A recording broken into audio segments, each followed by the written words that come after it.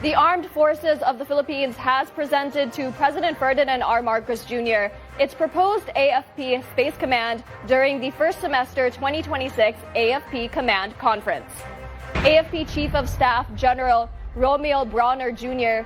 said the proposed command is targeted to be established by 2028 in line with the President's directive. President Marcos Jr. also reaffirmed his support for AFP modernization to build a more capable, mission-ready military. He said a modern armed forces is essential to protect the country's sovereignty, peace, and security. Dalawang napaka-importanteng gamit ng space. Number one is ISR, yung eye in the sky, para makita natin yung nangyayari sa lupa at sa ating karagatan. And second is to connect all our systems, so yung communication system.